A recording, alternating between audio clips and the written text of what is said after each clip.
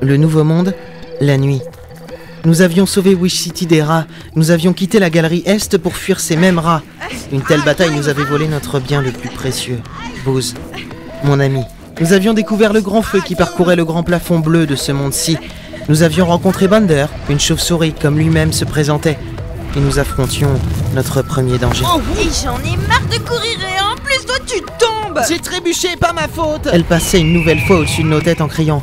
Quoi que puisse être cette chose, un hibou comme avait dit Bender ou je ne sais quoi, j'avais comme la désagréable impression de n'être rien d'autre qu'un tue-la-faim pour elle. Au moins 3, voire 4 fois plus grosse qu'un rat. Je me suis relevé. Nous courions entre les tiges vertes et humides, le souffle court baissant la tête à chaque nouveau passage de la créature et... Squeak! J'ai senti une des pattes de la créature me frapper la tête, comme un bong énorme, une douleur violente, du rouge, de l'obscurité, des ombres, puis plus rien.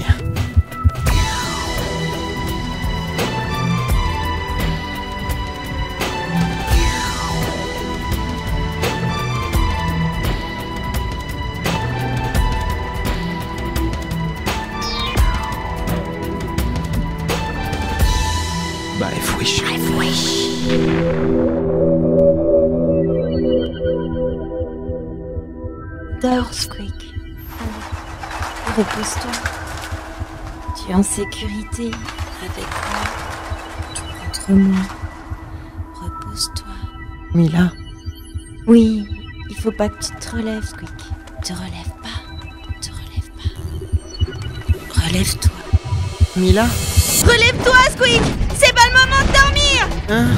La créature est repassée une nouvelle fois au-dessus de nous, si proche de nous. Une de ses extrémités a envoyé Mila dans les airs. Et je l'ai entendu se poser, ses 2 pattes sur le sol comme un tambour dans ma tête. J'étais couché, les yeux dans le vague. Non, pas dans le vague. Des milliards de torches brillaient haut sur le grand plafond du Nouveau Monde. Des milliards de torches qui vacillaient. Elle avançait vers moi.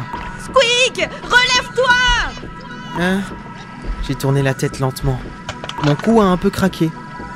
La créature était au-dessus de moi, j'ai senti une de ses pattes, griffue, aux doigts si fins. Elle m'attrapait. Du coin de l'œil, j'apercevais son visage, énorme, presque carré, une sorte de museau jaune sombre sous les yeux.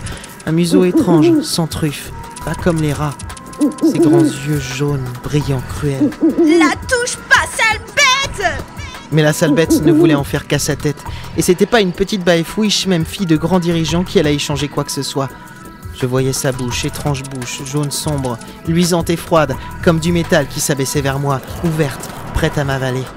Mila ramassait un bout de bois pareil à ceux qui pendent de la terre dans les cavernes, excepté qu'il paraissait plus dur celui-ci. Mila, non!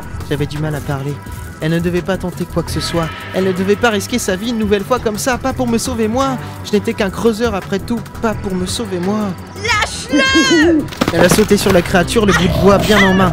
La bête a tenté de la déloger de ce qui semblait être son cou. Mais Mila frappait, frappait, frappait encore. Et le bois a frappé l'œil de la bête. Sous la violence du cri, Mila est tombée, arrachant un poil.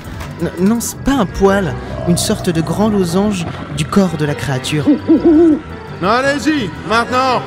Des dizaines de projectiles vinrent percuter la créature blessée. Elle reculait pas à pas en hurlant. Et les projectiles de la taille d'un baïfouiche ne cessaient de la frapper. Mila se relevait, hébétée. La créature battit des bras et s'envola. J'avais terriblement mal à la tête. Squeak? Mila s'était avancée vers moi à genoux, près de moi, ses bras me soulevant, ses genoux sous moi, ses bras, ses mains. Mal.